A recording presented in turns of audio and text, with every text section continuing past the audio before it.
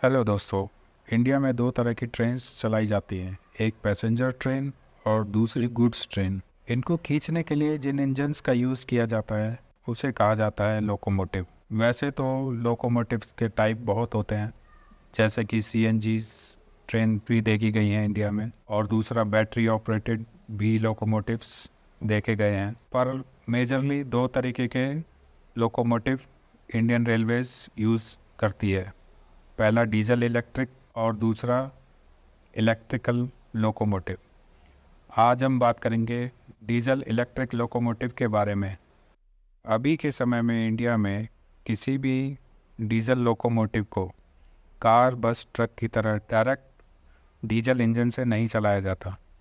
तो कैसे चलाया जाता है, आइए इसके बारे में बात करते हैं। एग्जाम्पल के लिए WDP4।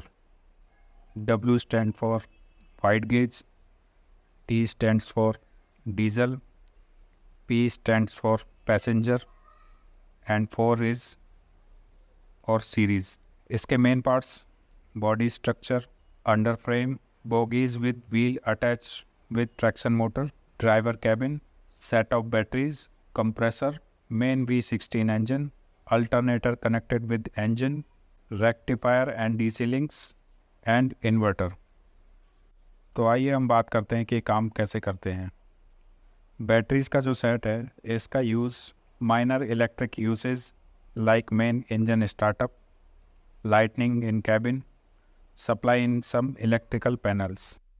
बैटरी की पावर को सबसे पहले इंजन स्टार्ट करने के लिए स्टार्टर तक भेजा जाता है।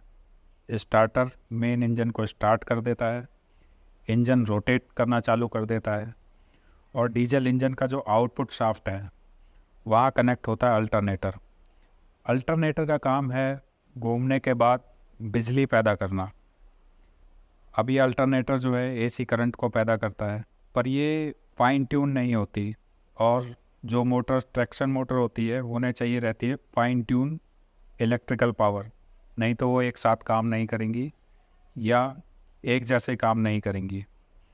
इसके लिए इस करंट को कन्वर्ट किया जाता है DC में, और ये काम करता है रेक्टिफायर। इसके बाद DC लिंक्स इस पावर को रिफाइन करके फाइन ट्यून कर देती हैं। मगर प्रॉब्लम ये है कि ट्रैक्शन मोटर के अंदर जो इनपुट है वो 3 फेज AC का है, इसलिए रेक्टिफायर से प्रोड्यूस हुई DC, रिफाइंड DC जो होती है, उसको भेजा जाता है इन्वर्टर में, और इन्वर्टर का काम है इस DC पावर को 3 फेज AC में कन्वर्ट करना। जब ये 3 फेज AC बना ली जाती है इन्वर्टर के द्वारा, तो इसे कंट्रोल करके कंट्रोल पैनल में ट्रैक्शन मोटर्स तक पहुंचाया जाता है। जैसे कि WDP4 में 6 एक्सल लगे होते हैं, इसके साथ ही 6 ट्रैक्शन मोटर लगी होती हैं, और इन 6 ट्रैक्शन मोटर्स को ड्राइवर के द्वारा कंट्रोल्ड AC सप्लाई मिलती है, और ये तैयार है हमारा डीजल इलेक्ट्रिक WDP4 इंजन पटरियों पर दौड़ने के लिए।